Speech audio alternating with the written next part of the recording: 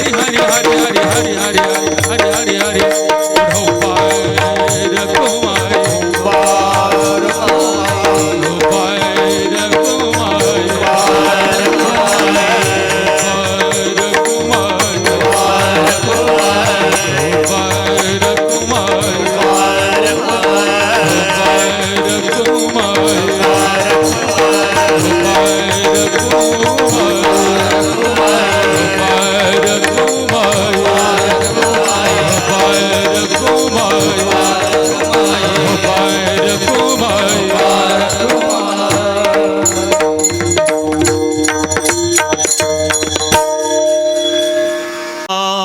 कृष्ण हरी हरे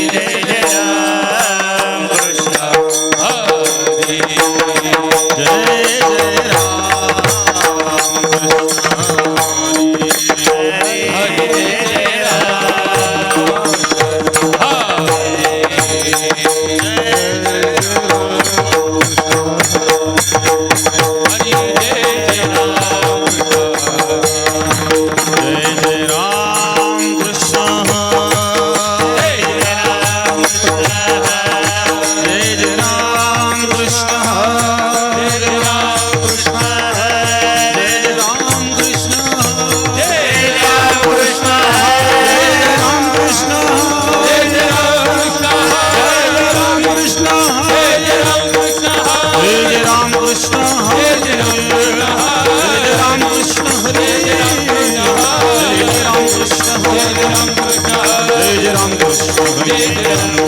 जय जय राम कृष्ण हरी हरे जय राम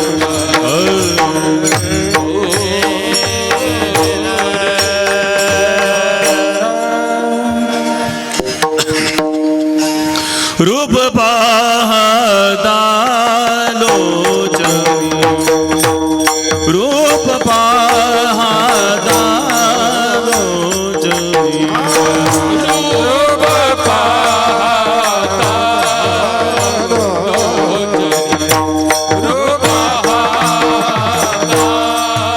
लोचनी रूप पाहता लोचनी रूप पाहता लोचनी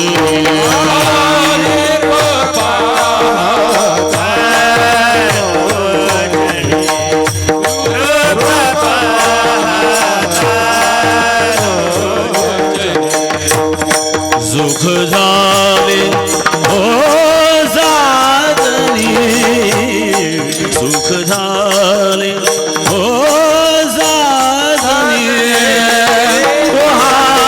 विठ्ठल बरवा विठ्ठल बरवा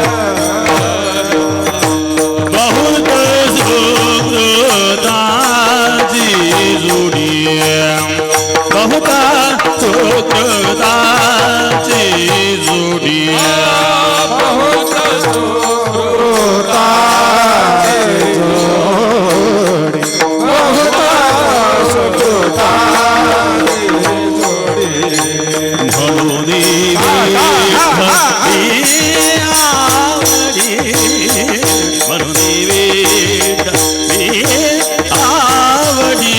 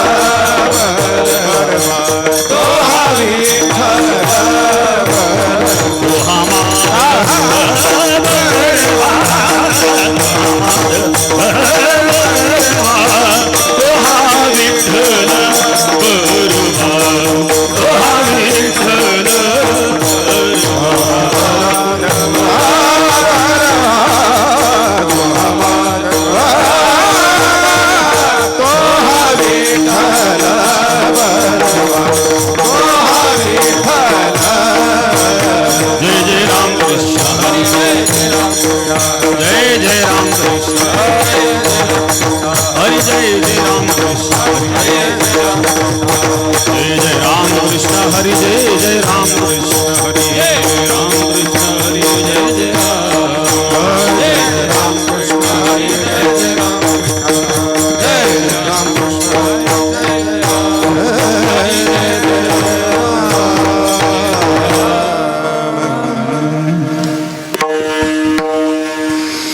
हे सदे आलिया उळगा शारंग हे सदे आलिया उळगा शारंग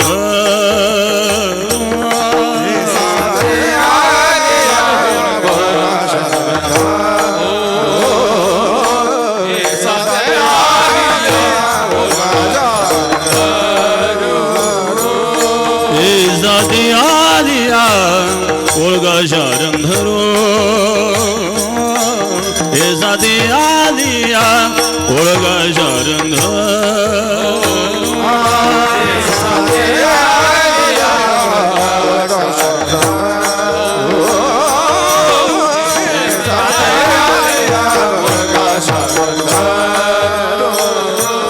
नाहीतरी संसारो जाईल रया नाहीतरी संसारो जाईल कवणाचे माय बाप कवणाचे गणगोत कवणाचे माय बाप कवणाचे गणगोत संसार जाईल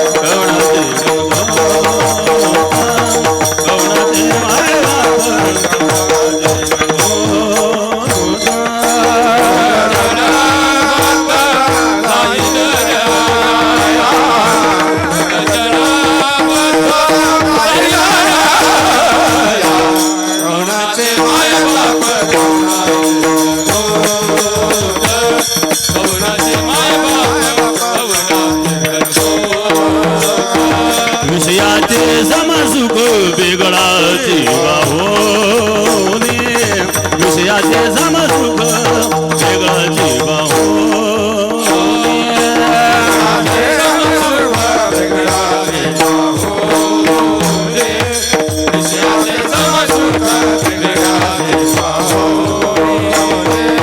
अपघाती जाऊनी जाईल दया अपघाती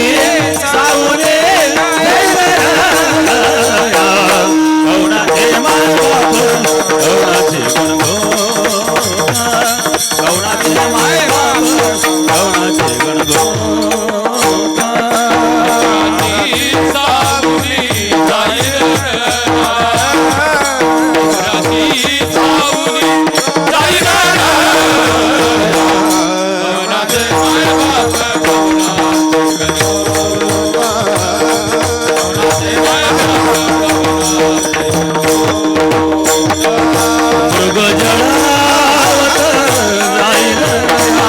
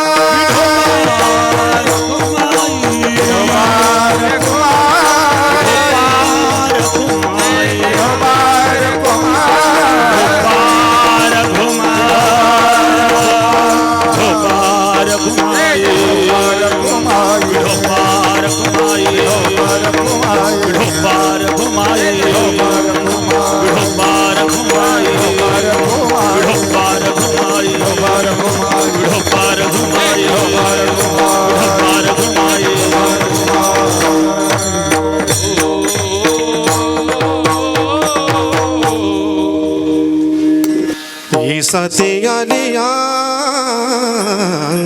ओळखा शारंग हे साथ आलिया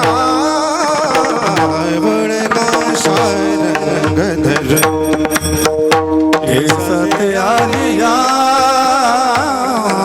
ओळखा शारंग हे साथ आलिया ओळखा शारंग हे साथ आलिया ओळखा शारंग धर हे साथ आलिया ओळखा शारंग हे साथ आलिया ओळखा शारंग हे साथ आलिया ओळखा शारंग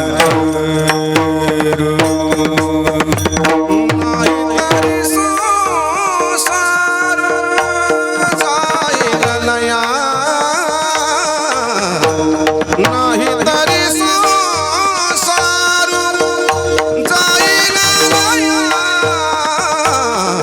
कवनाची माया बाप कवनाचे कवनाचे माया बाप कवनाचे नाही तरी संसार जाईल रे या नाही तरी संसार जाईल रे या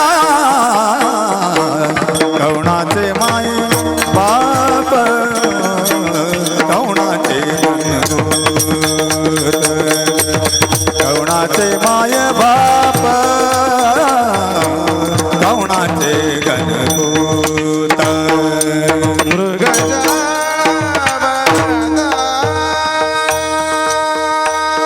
जाईल लया जाईल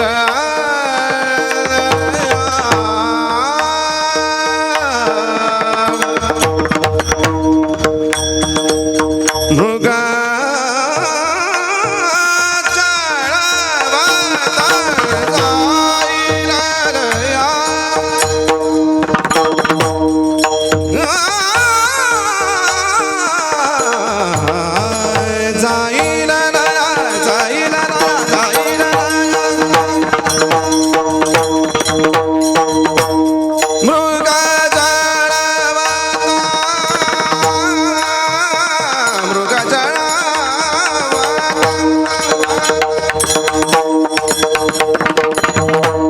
मृगजळ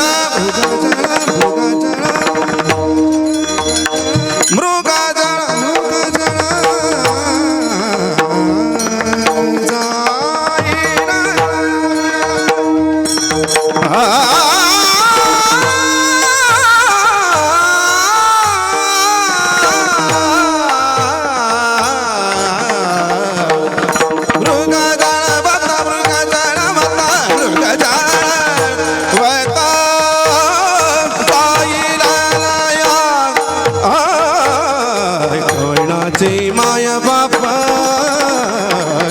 कवनाचे गणगोत कवनाचे माया बापा कवनाचे गणगोत मृग जळवत जाईल या मृग जळवत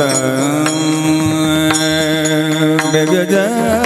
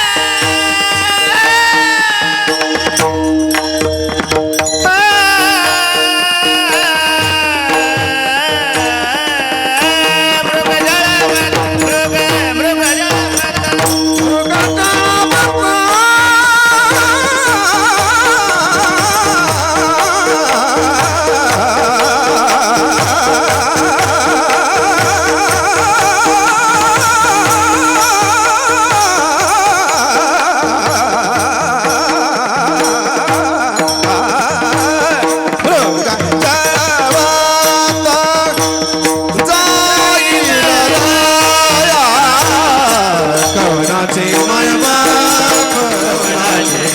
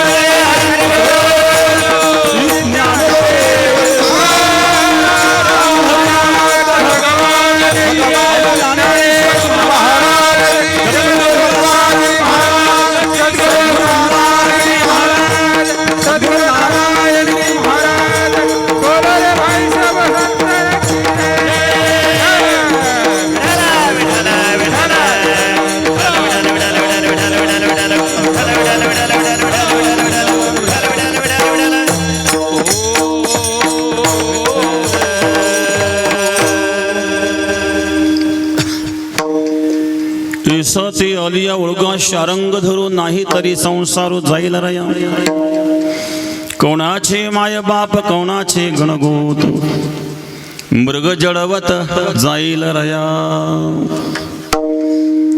विषयाचे समसुख बेगडाची बाहुली अभ्राची सावली जाईल रया कोणाचे माय बाप कोणाचे गणगोत मृग जळवत जाईल रया ज्ञानदेव म्हणे पाहता पाहिले स्वप्नीचे चेले जाईल रया कोणाचे माय बाप कोणाचे गणगोत मृग जळवत जाईल रया पांडुरंगा गरु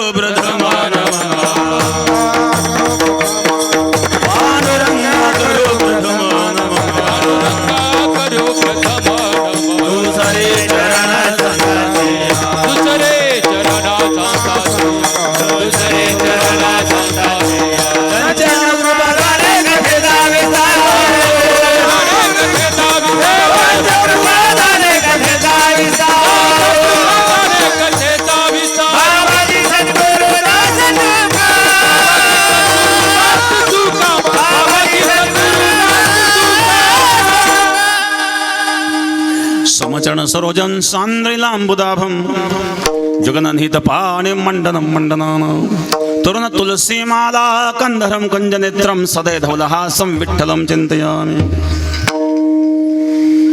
ओम नमो ज्ञानेश्वरा ओम नमो ज्ञानेश्वरा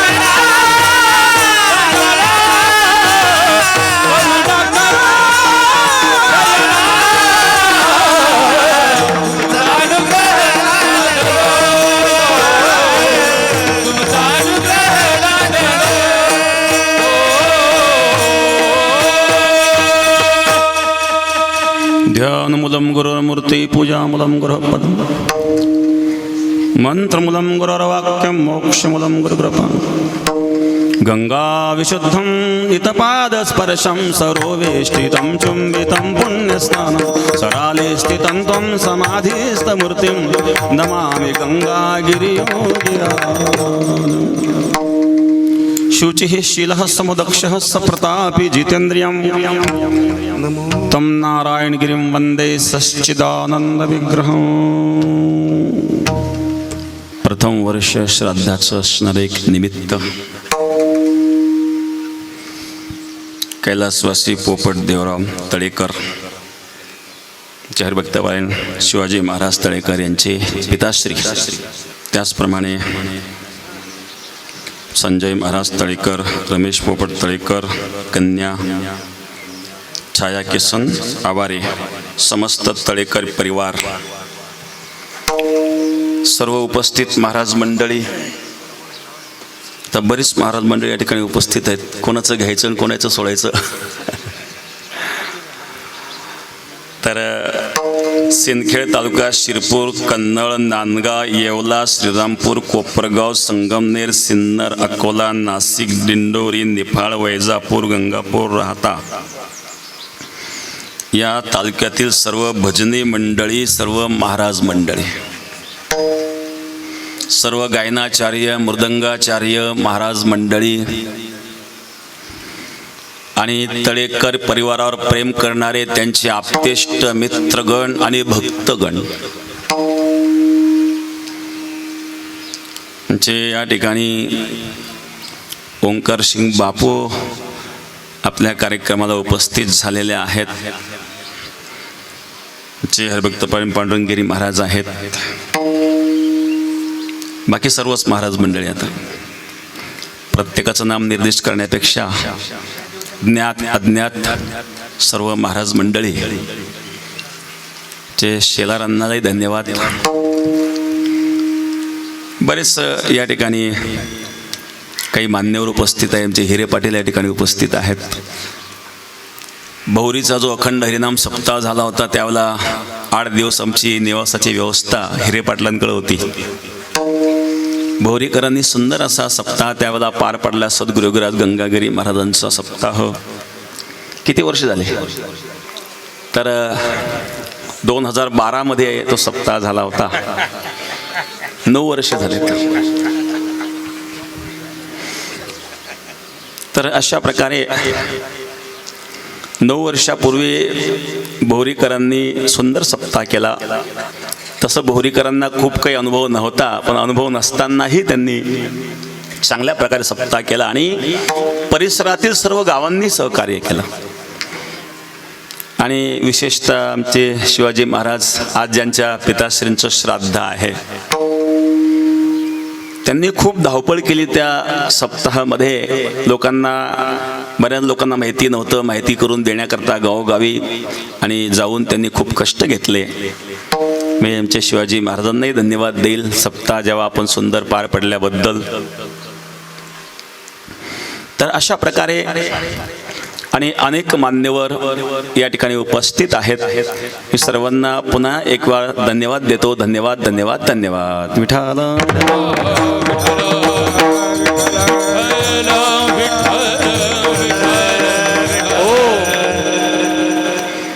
एसा ते आलिया ओळगा शारंग धरू नाही तरी संसार जाईल रया.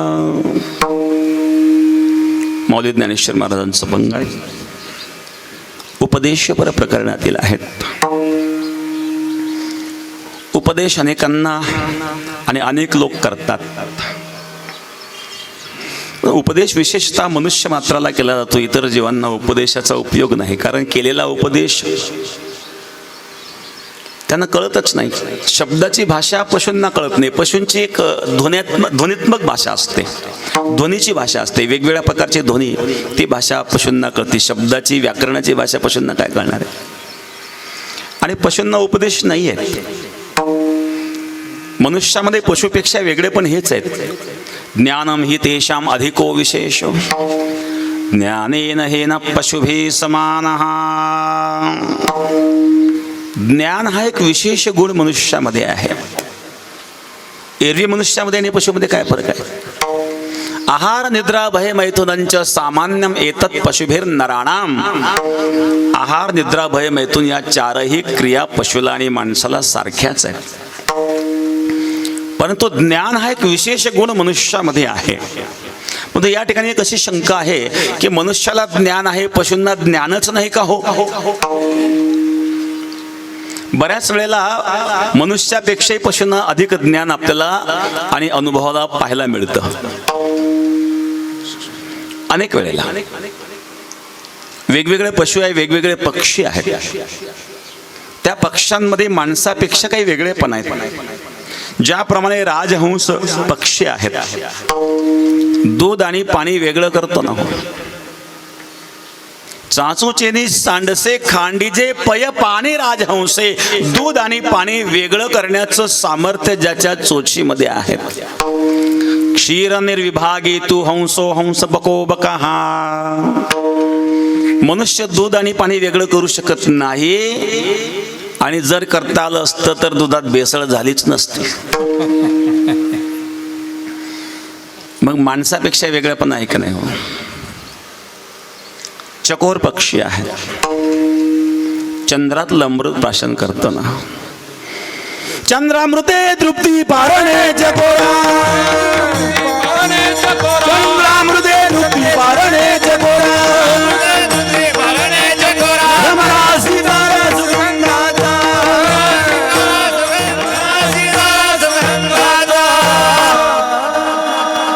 चंद्रामृते तृप्ती पारणे चकोरा. भ्रमरासी चारा सुगंधाचा. चंद्रामध्ये अमृत आहे असं तुकाराम महाराज सांगतात. गीतेमध्ये भगवान सांगतात सोमो भूत्वा रसात्मका. हा सोम म्हणजे चंद्र. चंद्रामध्ये जे रसतत्व आहे, या चंद्रमसे चाग्नो तत्तेज विद्धिमावगा. गामाविश्यच भूतानि धारयाम्य हमोजसः.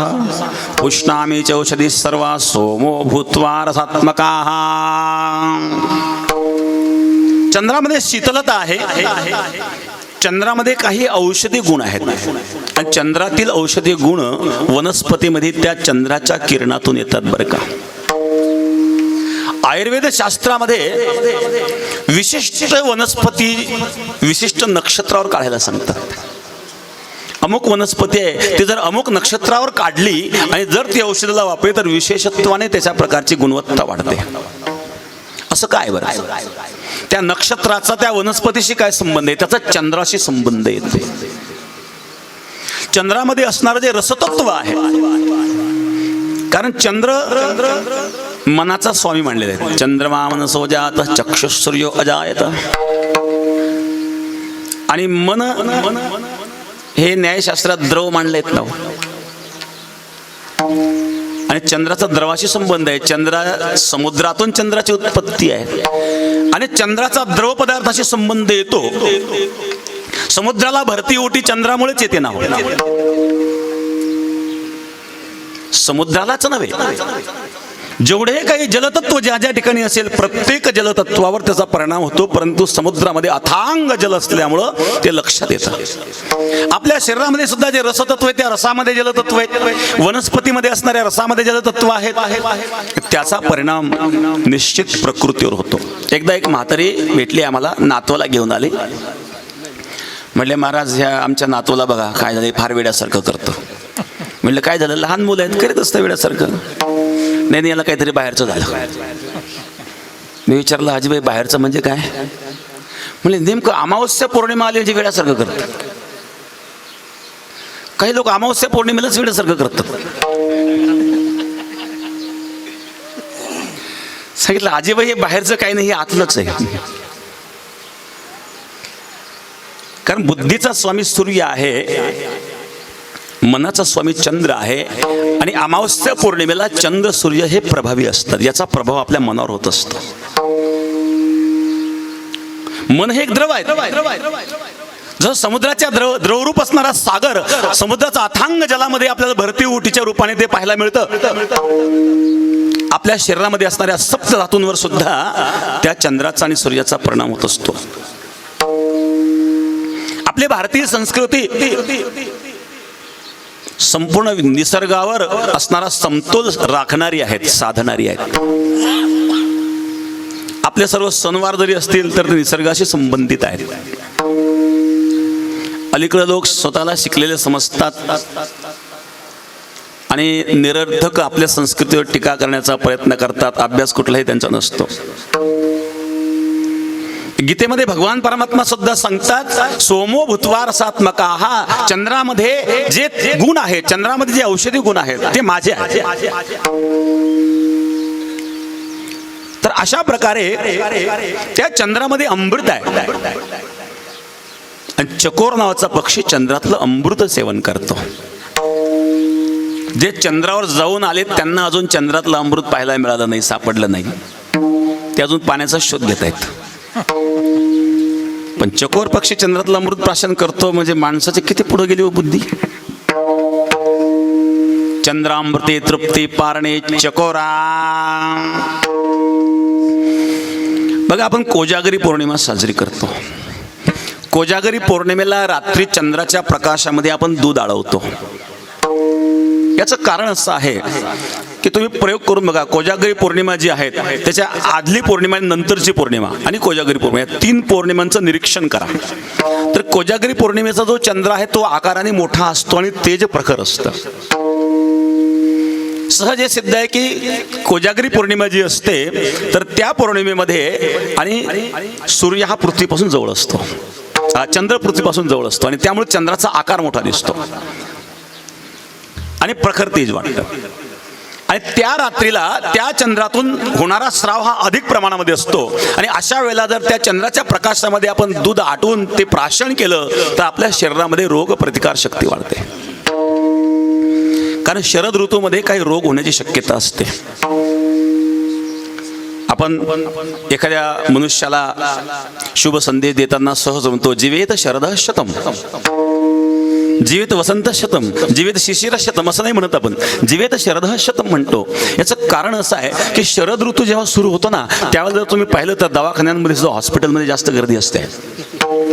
कारण पावसाळा संपतो आणि हिवाळा सुरू होतो. 2 ऋतूंचा तो संधिकाल आहे आणि आपल्याला शरीराला जी सवय झालेली असते, ज्या वातावरणाची सवय झालेली असते आणि ते वातावरण बदलतं, तो बदलण्याचा जो संधिकाळ असतो अशा वेळेला काही रोग होण्याची शक्यता असते. त्यावेळेला आपण नवरात्र येते, नवरात्रीमध्ये आपण उपवास करतो. अशा वेळेला जठराग्नी बंद होत असतो आणि अशा वेळेला आपण उपवास करावा. त्याद्वारे आणि जठर प्रदीप्त होतं आणि म्हणून उपवास केला जातो. आणि त्यानंतर त्या ऋतूमध्ये कोजागरी पौर्णिमा येते. या कोजागरी पौर्णिमेला चंद्राच्या प्रकाशामध्ये आपण ते दूध आटवतो आणि ते प्राशन करतो. म्हणजे त्याद्वारे आपल्या शरीरामध्ये रोग प्रतिकार शक्ती निर्माण होते. हा एक नैसर्गिक नियम आहे. याचा चंद्राशी संबंध आहे.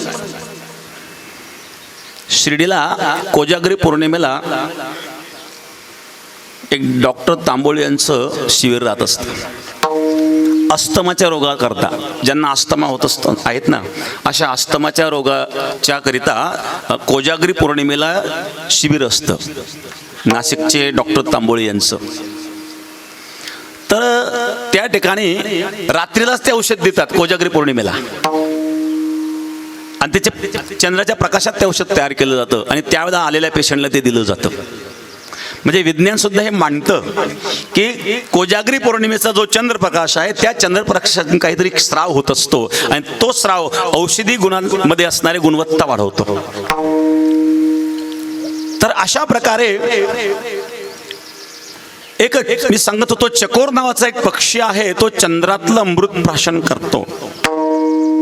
जे ज्ञान माणसाला नाही ते पक्ष्याला आहे. हे विशेष आहेत. मग पशुपक्ष्यांना ज्ञान नाही असं कसं म्हणता येईल? विठाला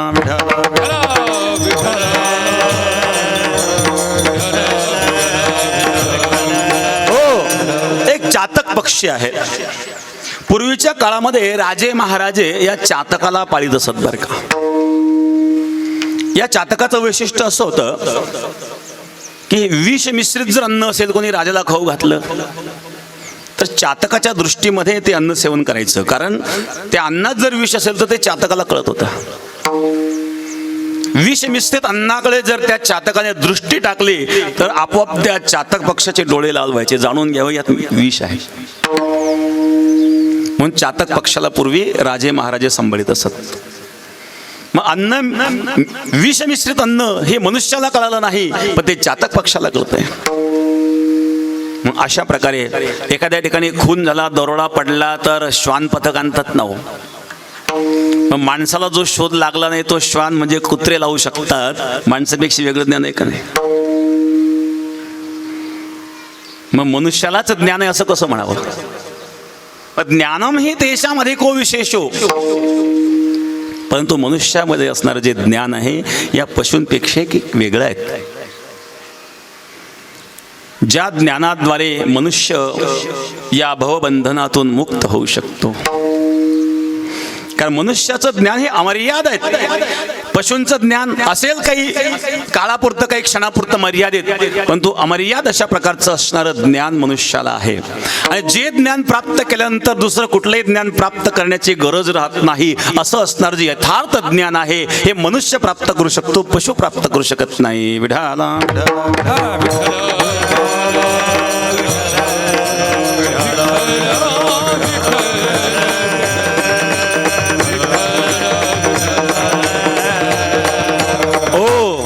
आणि म्हणून उपदेश हा मनुष्य मात्राला केला जातो, इतर जीवांना नव्हे.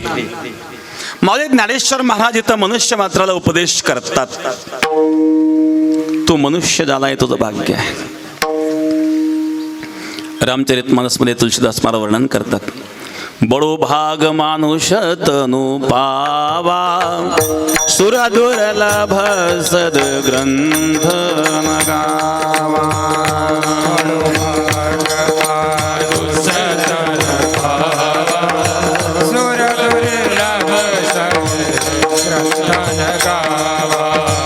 बडो भाग मानुष तनु भावा, सुरदुर्लभ सदग्रंथ नगावा.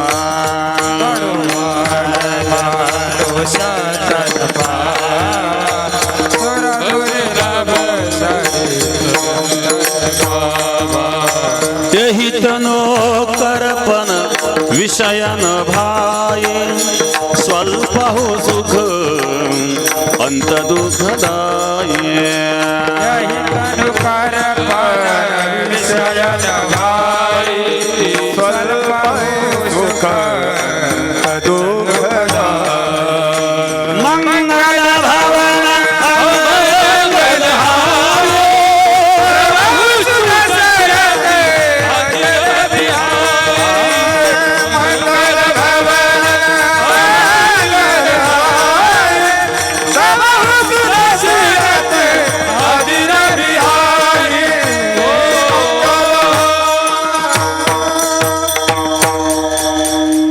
बडो भाग मानुष तनु पावा.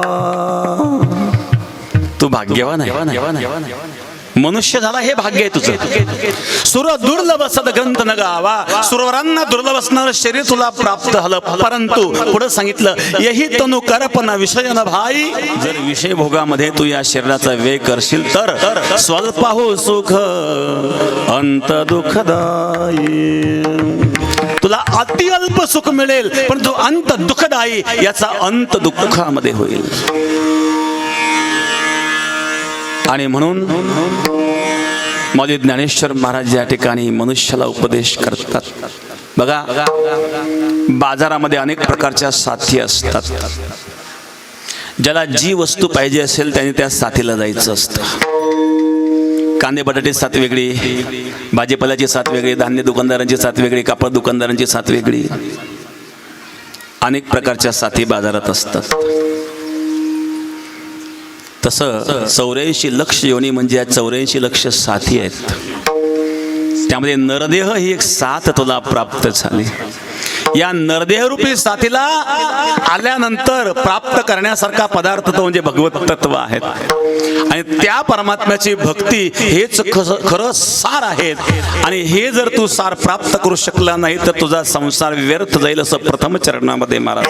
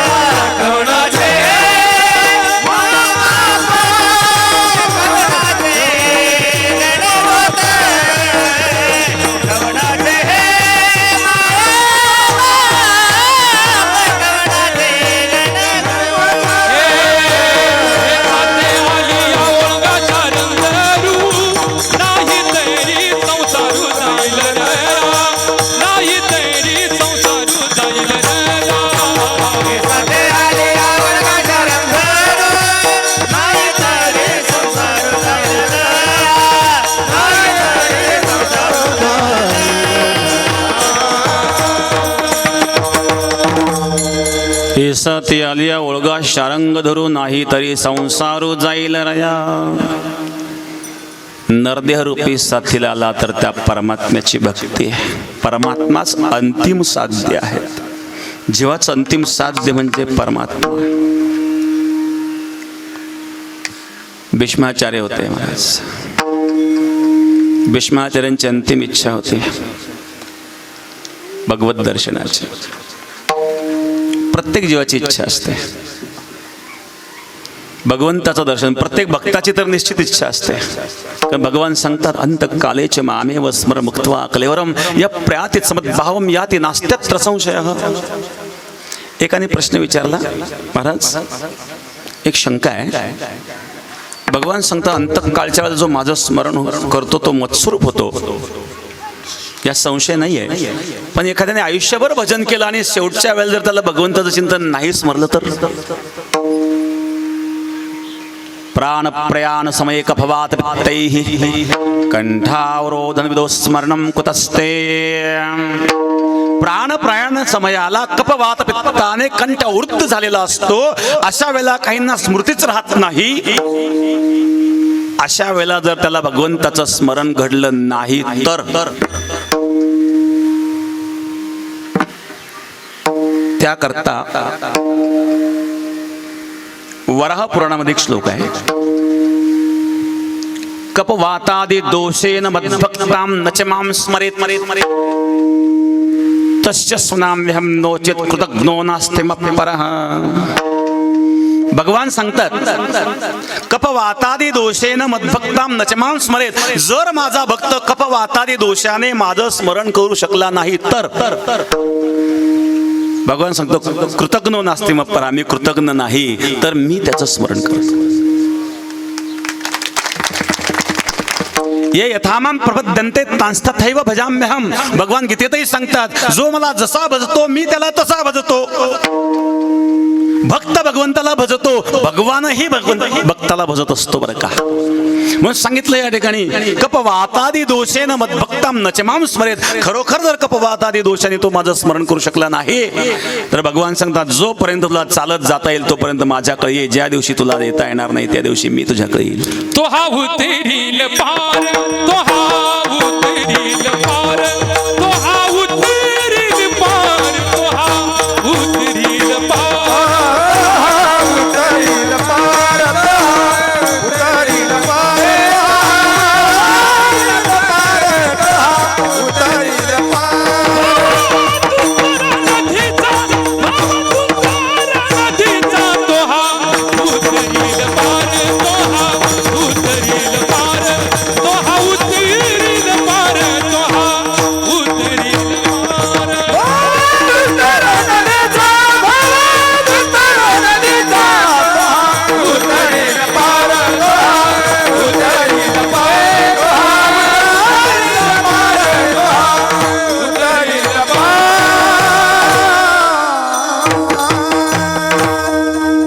ही जबाबदारी त्याची आहे.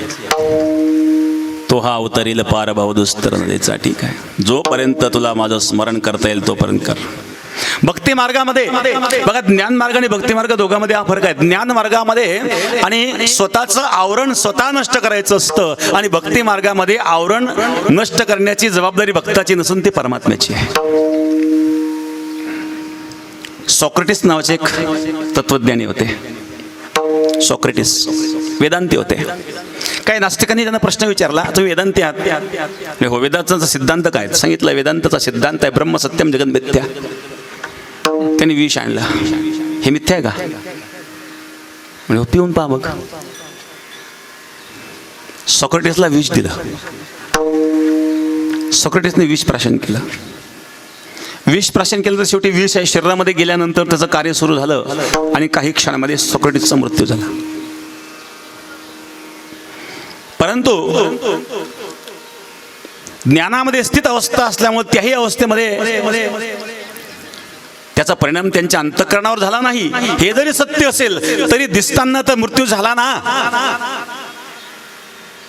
पण मीराबाईला जेव्हा विष दिलं तेव्हा विष का प्याला राणाजी ने भेजा, पिबत पिबत मीरा हासी. हसत हसत मीराबाईने विष प्राशन केलं. ते विष मीराबाईला काही करू शकलं नाही. का ज्ञानी आणि भक्त दोघांमध्ये हा फरक आहे. ज्ञानाची जबाबदारी स्वतःवर आहे आणि भक्ताची जबाबदारी परमात्म्यावर आहे. आणि म्हणून ते विष मीराबाईला काही करू शकलं नाही. हा तर भक्तीचा महिमा आहे. भीष्माचार्य अंत समयाला भीष्माचार्यांची इच्छा होती भगवत दर्शनाची. देहांत काले तुम सामने हो, वंशी बजा के मन को लुभाते. यही गीत गाकर मैं तन नाथ त्यागो, गोविंद दामोदर माधवी. इतना तो करना स्वामी जब प्राण तन से निकले, गोविंद नाम लेकर तब प्राण तन से निकले. इतना तो करना स्वामी जब प्राण तन से निकले, गोविंद नाम लेकर जब प्राण तन से निकले. श्री गंगा जी का तट हो, यमुना का बंसी बट हो, मेरा सावरा निकट हो, जब प्राण तन से निकले. इतना तो करना स्वामी जब प्राण तन से निकले, इतना तो करना स्वामी जब प्राण तन से निकले.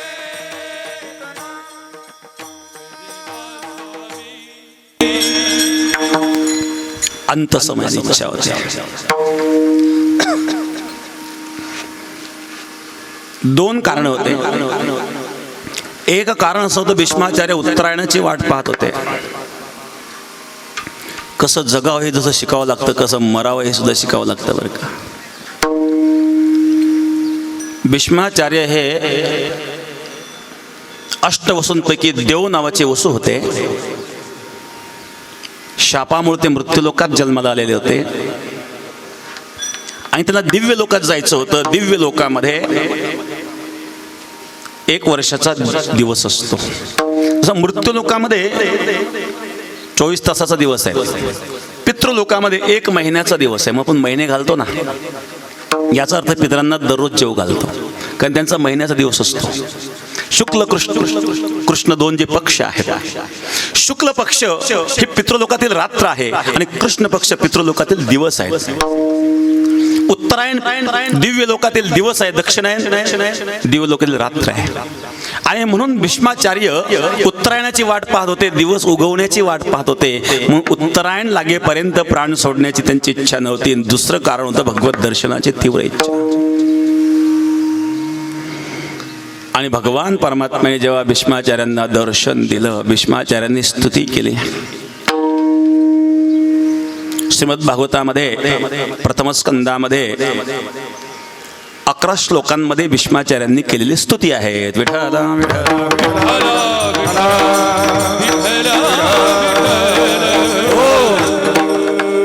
इतिमतिरूपकल्पिता वितृष्णा भगवती सात्वत पुंगवे विभुम्नि स्वसुखमुपगतेर क्वचिद विहर्तुम इतिमतिरूपकल्पिता वितृष्णा. भीष्माचार्य सांगतात, माझी एक कन्या आहे आणि ती उपवर झालेली आहे. पित्याचं कर्तव्य असतं कन्याचा विवाह कर, तसा मी प्राण सोडू शकत नाही, तिचा स्वीकार तुम्ही करा. भीष्माचार्यांना कधी कन्या झाली? इथं ही मतिरूपी कन्या आहे बरं का. इथे मतिरूप कल्पिता वितृष्णा, हे रूपकात्मक विषय आहे. जसं माऊली वर्णन करतात ना, पुसून का बाई वेदासी काय कळलेची नाही, शेष शिणला झाल्या द्विसहस्र जिभा जिभा, देव का हो विटेवरी देवा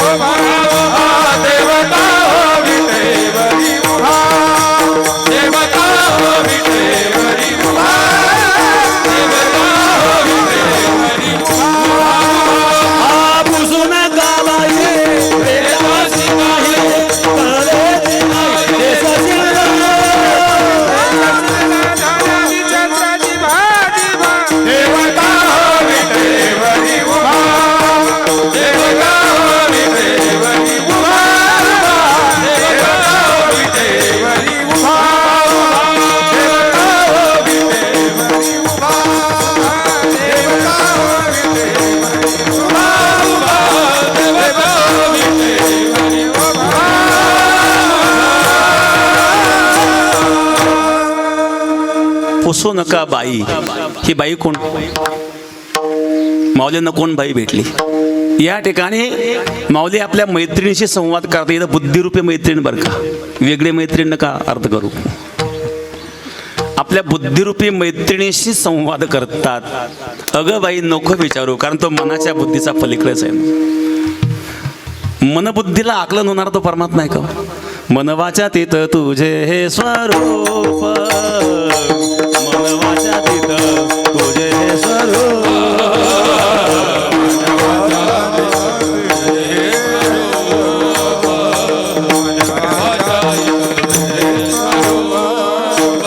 म्हणून या मापे भक्ती केली, म्हणून या मापे भक्ती केली. भक्तीची या मापे मोदितो भक्तीची आमापे मोदितो अनंत. या मापे भक्ती म्हणून या मापे भक्तीची या मापे मोदितो अनंत.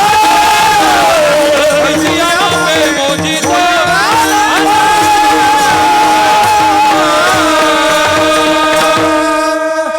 जो मनाच्या वाचेच्या बुद्धीच्या पलीकडे आहे. म्हणून सांगतात पुसू नका बाई, अगं बाई नको विचारू. जो वेदाला कळाला नाही तो तुला कळेल का? इथं जसं रूपक केलेलं आहे तसं या ठिकाणी सुद्धा यतिमती रूपकल्पिता वितृष्णा. माझी बुद्धिरूपी कन्या वितृष्ण झाली, तिच्या तृष्णा संपल्या आणि ती तुम्हाला मी समर्पित करीत आहे. भगवंताला बुद्धी समर्पित करून मग भीष्माचार्यांनी प्राण सोडला. असं भाग्य सर्वांना नाही लाभत बरं का. जन्म जन्म मुनी जतन कराही अंतराम काही आवत नाही. जन्मचे जन्म गेले, सर्वांना हे भाग्य मिळत नाही. तात्पर्य भीष्माचार्यांनी आपलं साध्य प्राप्त केलं. हे प्रत्येक मनुष्याचं कर्तव्य आहे. म्हणून माऊली ज्ञानेश्वर महाराज सांगतात, एसा ते आलिया ओळगा शारंग, नाही तरी संसार जाय. जर तू हे केलं नाही तर तुझा संसार व्यर्थ जाईल. या ठिकाणी माऊलींनी संसार शब्द जो वापरलेला आहे हा नर शरीराला उद्देशून वापरलाय बरं का. विढाला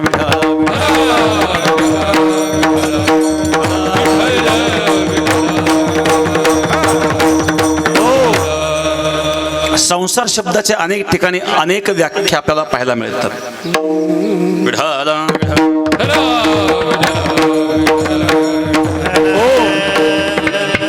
या ठिकाणी परमश्रद्धेय तुकाराम बाबा उपस्थित झाले. धन्यवाद. विठ्ठल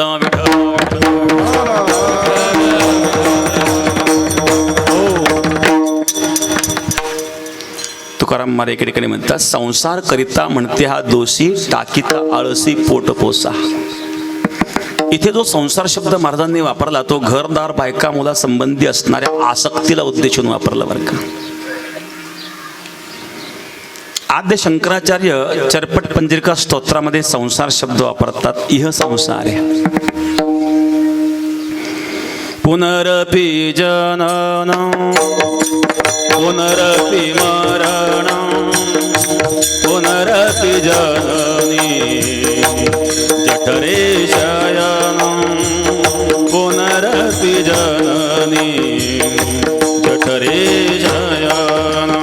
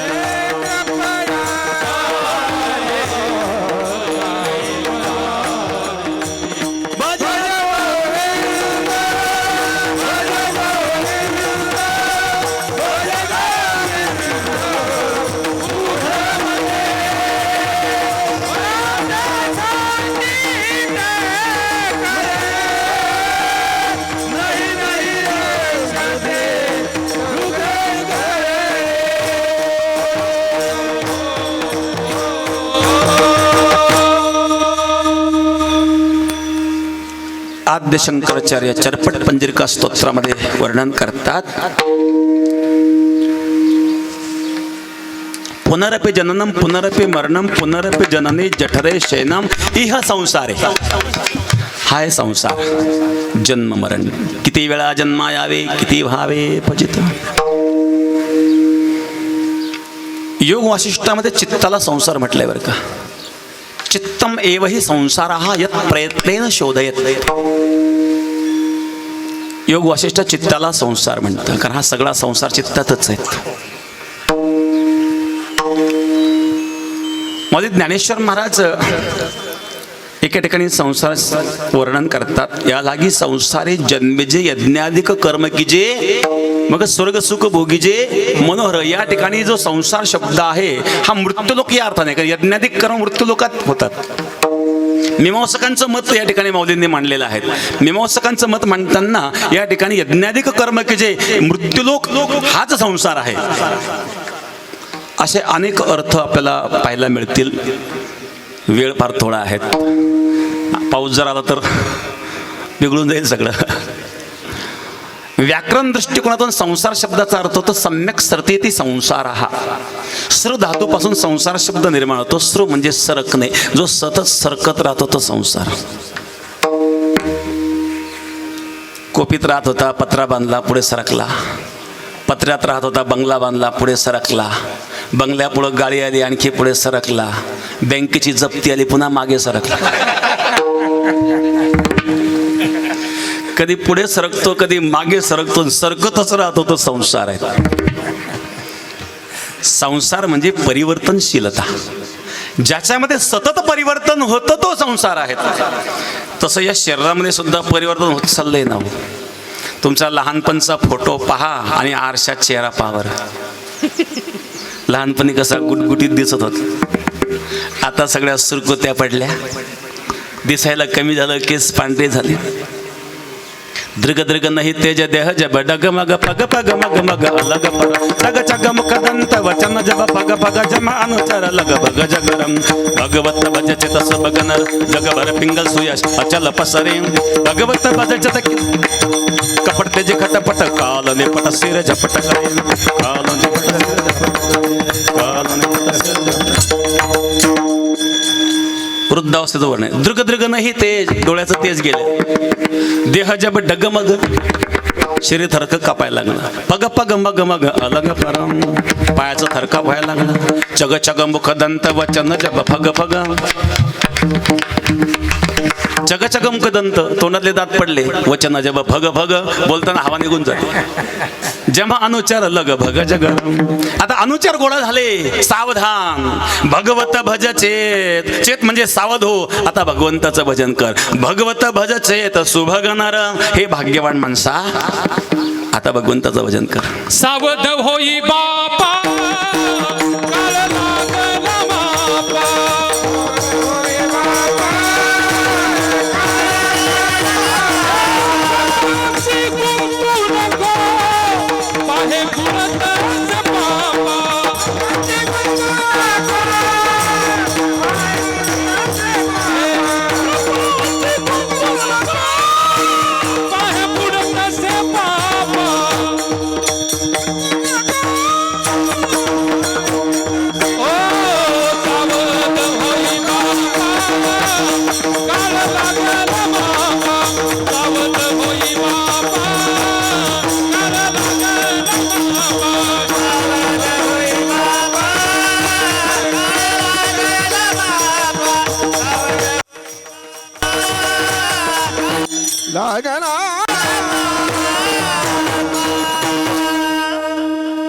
आता प्रपंचातून बाहेर निघ, आता प्रपंचात गुंतू नको. सावधान, सावध केलं ना हो. काळाच्या सुद्धा काही सूचना असतात. पहिली नोटीस, केस पांढरे व्हायला लागले म्हणजे काळाची नोटीस आली बर का. तुकाराम महाराजांना एकदा केस पांढरा दिसला. महाराजांनी सांगितलं, या कानाच्या पांढऱ्या केसांनी माझ्या कानात एक गोष्ट सांगितली.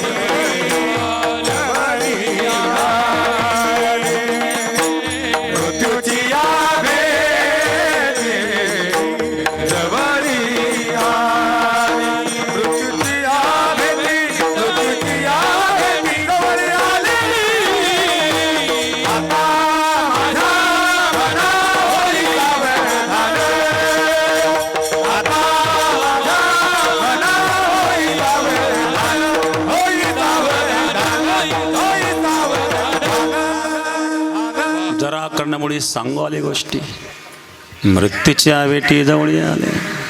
केस पांढरे व्हायला लागले, पहिली नोटीस आली. पण हा सावध होत नाही, केस काळे करतो. एकमेकाकडे पाहू नका.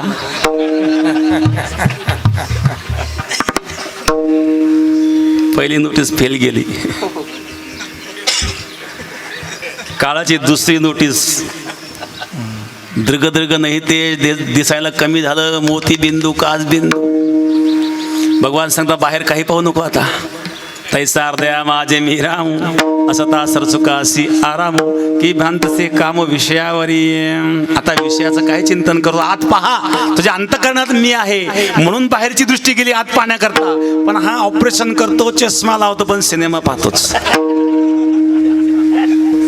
काळाची तिसरी नोटीस, चग चग मुखदंत वचन जप भग भग दात पडले. भगवान सांगता इथून पुढे हलका आहार सेवन करा. हा नवीन दात बसवतो, खाऊ नाही ते खातो आणि आजारी पडतो. वर्ष 50 होती, वर्ष 50 होती. हलती दाताच्या पंगती, हलती दाताच्या पंगती, हलती दाताच्या पंगती. श्याम केश शुभ्र होती, श्याम केश शुभ्र होती. त्याला म्हातारा म्हणती, त्याला म्हातारा म्हणती.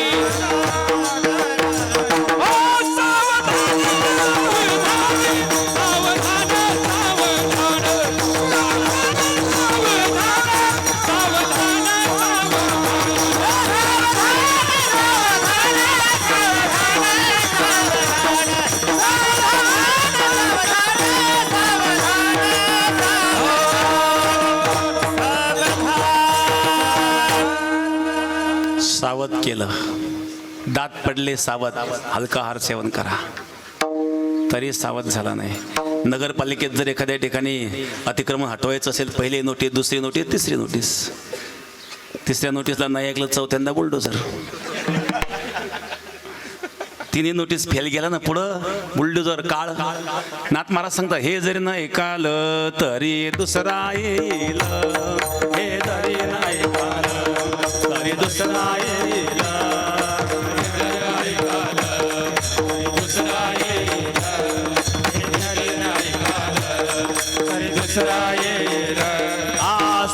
शेवटी बा काळ बांधून नेईल, सरते शेवटी बा काळ बांधून नेईल, शेवटी बा काळ बांधून नेईल, सरते शेवटी बा काळ बांधून नेईल. एका जनार्दनी आमुचे काय बाजाईल,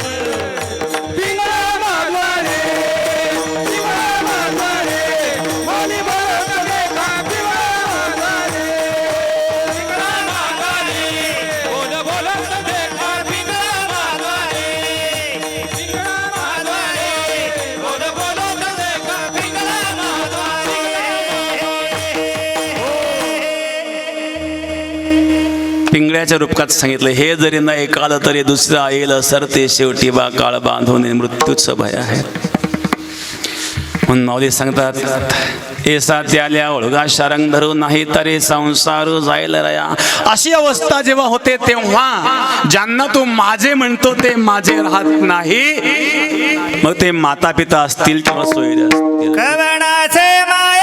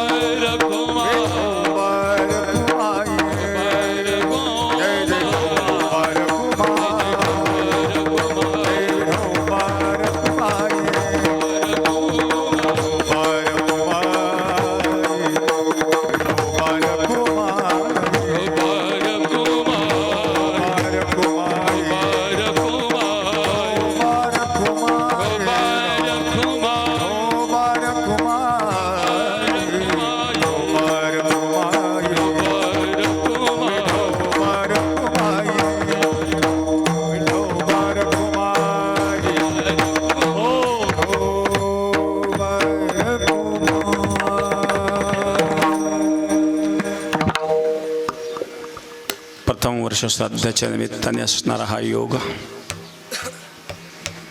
हरिभक्त शिवाजी महाराज तळेकर आणि त्यांच्या प्रेमामुळं या ठिकाणी ही सर्व महाराज मंडळी उपस्थित आहेत. नाहीतर एवढे सर्व गायनाचार्य महाराज मंडळी एकत्रित येणं क्वचित असा प्रसंग घडतो. उपस्थित सर्व महाराज मंडळींना, गायनाचार्य, मृदंगाचार्य, भजनी मंडळ सर्वांना धन्यवाद. जे हरिभक्त शिवाजी महाराज बऱ्याच वर्षापासून आणि बेटाशी त्यांचा संबंध आहेत. आम्ही बेटाच्या गादीवर नव्हतो तेव्हापासून त्यांचं आणि आमचे जाणं येणं या ठिकाणी होतं. सरला बेटाच्या आधी बाजाठाणला आम्ही होतो, त्याही ठिकाणी ते बाजाठाणला नेहमी येत असत. आणि एक परमार्थिक संबंध त्यांचे बेटाशी जुडलेले आहेत. परिसरामध्ये या 3 जिल्ह्यामध्ये कार्यक्रमाच्या माध्यमातून नेहमी ते फिरत असतात. आपला बौरीचा सप्ताह सफल करण्याकरता खूप कष्ट त्यांनी घेतले. म्हणून मी शिवाजी बाबांना धन्यवाद देईल. त्यांचे चिरंजीव डॉक्टर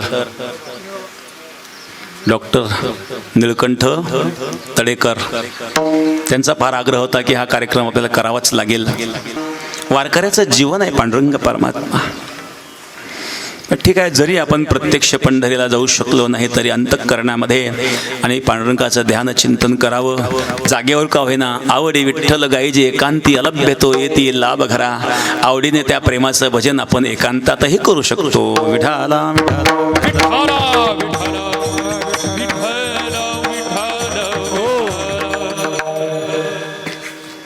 कोणाचे माय बाप कोणाचे गणगोतम मृग जळवत जाईल राया. मृगजळाप्रमाणे एक सज्जन मनुष्य होता, सत्संगी होता, परमार्थिक होता, पण प्रपंचामध्ये अडकलेला. चांगल्या प्रकारची नोकरी होती, पगार चांगला होता, सेवानिवृत्ती झाली, रिटायर झाला. त्यांनी ठरवलं तर इथून पुढचं जे जीवन आहे परमार्थात घालवायचं. आणि म्हणून त्यांनी एक निर्णय घेतला. गावाच्या शेजारी एक आश्रम होता, आश्रमामध्ये जाऊन बसायचा, ध्यान करायचं, चिंतन करायचं. पण ध्यान घडत नव्हतं ना. जीवनभर संसार केला तर डोळ्यापुढे संसारच येतो ना. डोळे बंद केल्यावर काय दिसतं? संसारी माणसाने डोळे बंद करावं, काय दिसेल? देव दिसेल का? कारण जे कार्य तो सतत करतो, बघा मनुष्य जे कर्म सतत करीत असतो तत्सदृश कर्म करण्याची प्रवृत्ती त्याची झालेली असते आणि त्यामुळं दुसरं कार्य तो करू शकत नाही. संपूर्ण आयुष्यभर त्यांनी संसार प्रपंच केला, डोळे बंद केले, मंदिरात जरी गेला तरी ध्यान घडत नव्हतं. ते गेला, महाराज मला असा काहीतरी मार्ग सांगा, मला ध्यान घडावं, चिंतन घडावं. आता प्रपंच कुठल्याही प्रकारची जबाबदाऱ्या माझ्यावर राहिले नाही आहेत. माझे मुलं सर्व कामाला लागलेले आहेत, मुलांचे लग्न झालेले आहेत, मुलीचं लग्न झालेलं आहे. मी सांगितलं ठीक आहे, तुझा हात दाखव बरं. हात पाहिजे. तू 7 दिवसात मरणार आहे म्हटलं. 7 दिवसात मरणार घाबरला ना तो. गुरु महाराज सांगतात खोटं कसं काय बोलतील. घरी गेला, रडायला लागला. मुलं पत्नीला बोलवलं, मोठ्या मोठे सगळे लागले रडायला. 7 दिवसात मरणार. 2 दिवस पत्नी मुलं रडत बसले. 3ऱ्या दिवशी मुलं म्हणले आम्हाला कामधंदे पाहावं लागतील. तुमच्याजवळ कुठपर्यंत बसावं, मरण काही चुकलंय का कोणाला? मुलं गेले कामाला निघून. मुलगी म्हणली मलाही जावं लागेल सासरी, मी सासरू असे नाही. भावांना सांगितलं काही कमी जास्त झालं तर फोन करा. 4थ्या दिवशी मुलं म्हणले तुम्हाला काही बोलायचं आहे म्हणले आम्हाला. मी काय झालं? एक मुलगा म्हणला हे बघा मृत्यू कोणा टळला नाही आहेत, पण नंतर तुम्ही गेल्यानंतर वाद होण्यापेक्षा तुमच्या समोर जर वाटण्या झालं बरं होईल. बाप म्हणला अरे माझा मृत्यू जवळ आला, मी मरायला लागलो, तुम्हाला काय वाटण्या माहिती का? चुकणार आहे का? ठीक आहे करून देतो म्हणले. मुलांच्या वाटण्या करून दिल्या. पत्नी म्हणले माझं काय? सुनांनी नाही सांभाळलं तर तुमचे रिटायरमेंट जे काही आहे ते टाका माझ्या खात्यावर. हातात झाला. 6वा दिवस उगवला. काही पैसे त्याचे रिटायरमेंटचे शिल्लक होते. त्यांनी विचार केला आता मुलाबाळांना कोणालाच द्यायचे नाही, हे गोरगरिबाला वाटून द्यायचे. त्यांनी गावातले काही गोरगरीब बोलवले आणि ते पैसे वाटायला सुरुवात झाली. घरात भांडणं सुरू. मुलं म्हणले तुम्हाला कळतं का नाही, तुम्ही काय करता? ती सांगितलं तुला काय करायचं, मी कमवलेलं मी काही करीन. असं करून सगळं वाटून दिलं. 6वा दिवस संध्याकाळी जाऊन बसले आश्रमात, बसले भगवंत चिंतन करीत. 7वा दिवस उगवला, 7वा दिवसही संपला. रात्री 12 वाजले, मृत्यू तर काही झाला नाही. म्हणले महाराज तुम्ही कधी पण खोटं बोलायला लागले? म्हणजे काय तुम्ही तर सांगितलं 7 दिवसात मृत्यू होणार, माझा मृत्यू तर झालाच नाही. सगळं वाटून बसला. सगळं मी सांगितलं 7 दिवसात मृत्यू, 7 दिवसातच होत असतो. आठवडे दिवस किती असतात? 7 असतात ना. त्यापैकी कोणत्या तरी दिवशी मृत्यू होणार ना. मृत्यू किती दिवसात होणार? 7 दिवसात. पहिल्यांदा ओळखला करून सांगायचं ना. म्हणजे आता कसं वाटतं? सगळं देऊन मोकळं झालं ना. आता बस ध्यानाला, आता निश्चितलं ध्यान करेल. कारण जोपर्यंत हे सर्व आसक्ती जवळ आहेत, आता आसक्ती संपली कारण मुलांबद्दल असणारा विश्वासही उडाला, पत्नींबद्दलचा विश्वास मिळाला आणि जवळ पैसे होते तेही संपले. आता त्या परमात्म्याचं ध्यान चिंतन तुला यथार्थ कळेल. कारण तुला आता कळालं हे माझे नाही आहेत. कोणाचे मायबाप, कोणाचे गणगोत, मृग जळवत जाईल रया. विषय भोगामध्ये असणारं सुख हे सुद्धा सुख नसून ते बेगळाच्या बाहुलीप्रमाणे आणि आबळाच्या सावलीप्रमाणे आहे. तृतीय चरणामध्ये विषयाचे समसुख बेगडाची बाहुली, बेगडाची बाहुली. विषयाचे समसुख बेगडाची बाहुली, बेगडाची बाहुली, बेगडाची बाहुली. विषयाचे समसुख बेगडाची बाहुली, बेगडाची बाहुली. विषयाचे समसुख बेगडाची बाहुली, बेगडाची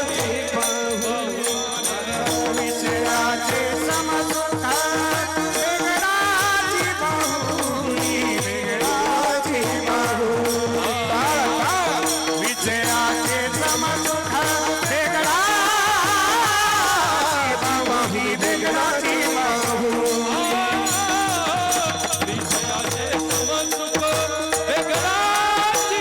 बाहुली, बेगडाची बाहुली. विषयाचे समसुख बेगडाची बाहुली, बेगडाची बाहुली.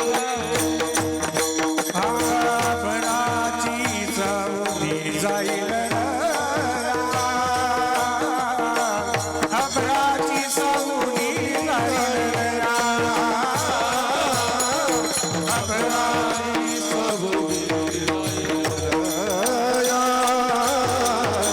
अभराची सावली जाईल आभराची सावली जाईल आभराची सावली जाईल आभराची सावली जाईल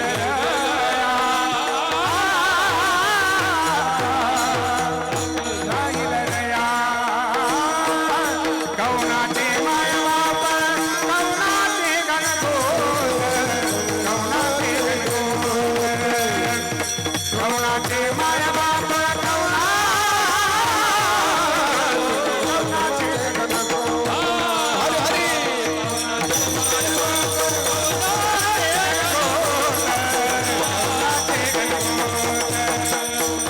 कौनाचे मायबाप,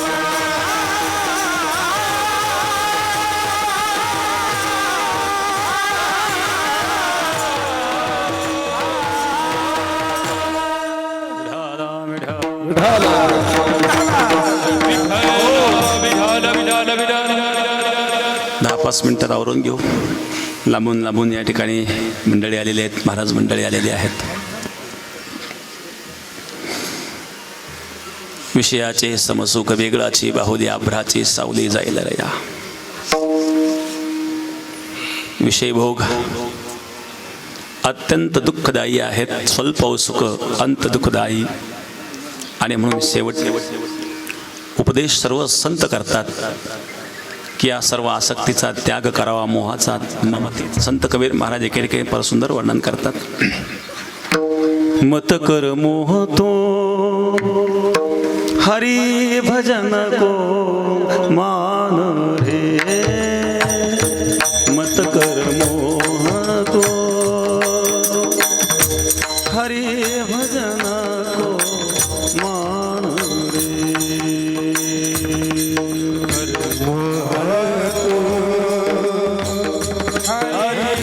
भजन को मान रे मत कर हरि भजन को नया नादी दर्शन करने को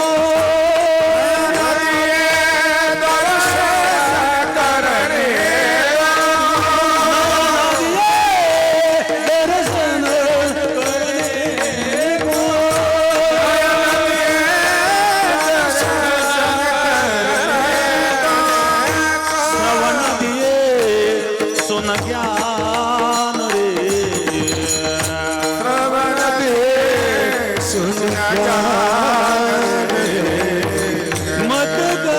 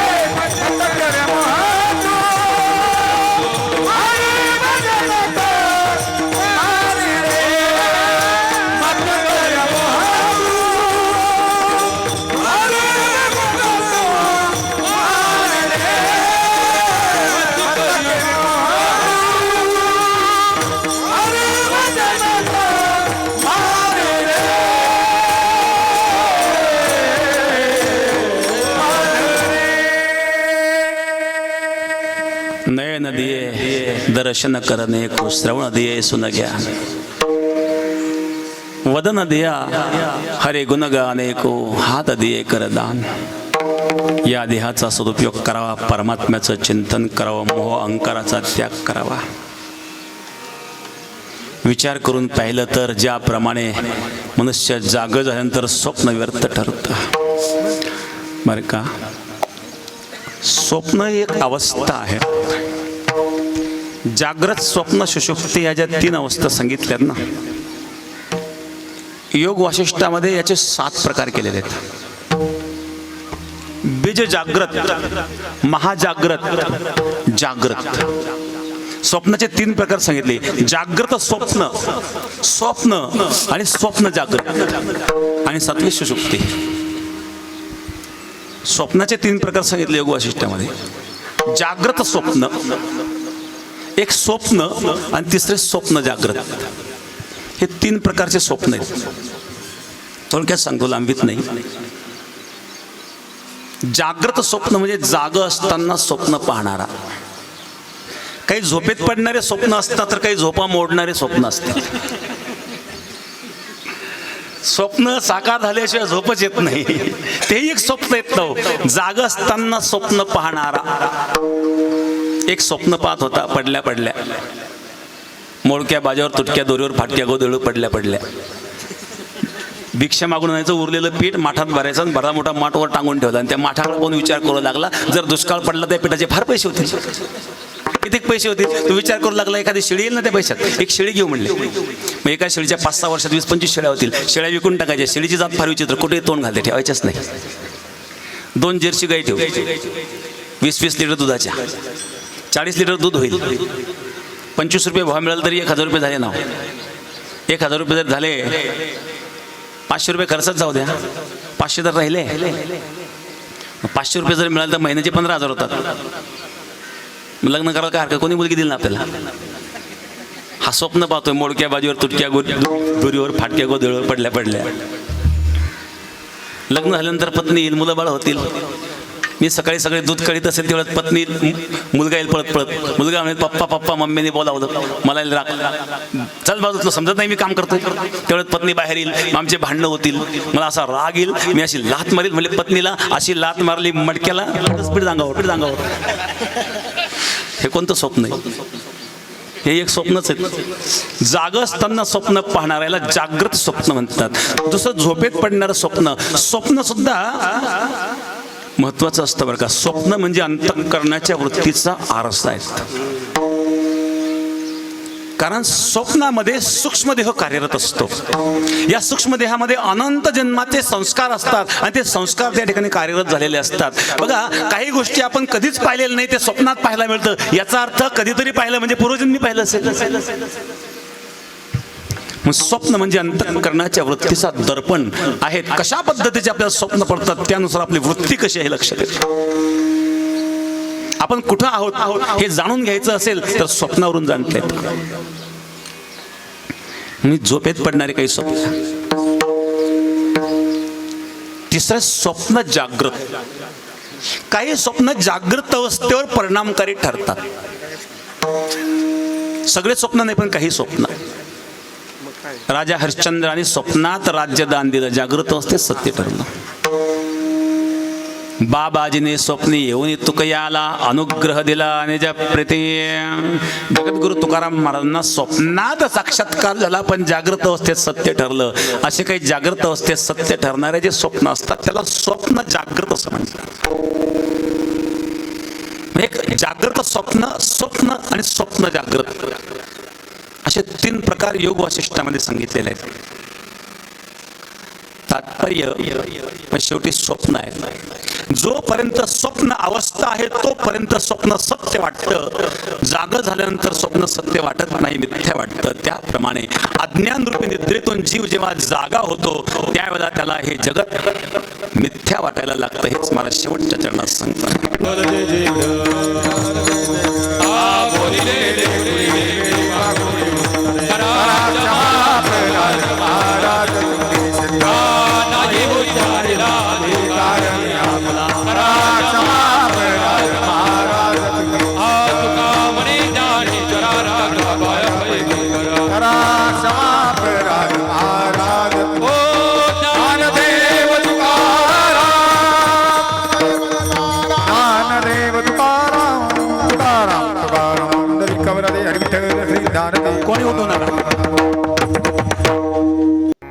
आपले आवडते साई लीला टीव्ही एक आध्यात्मिक सहवास हे एक फ्री चॅनल आहे. आपल्या येथे केबल टीव्हीवर जर साई लीला टीव्ही एक आध्यात्मिक सहवास हे चॅनल दिसत नसेल तर आजच आपल्या केबल ऑपरेटरशी संपर्क करा.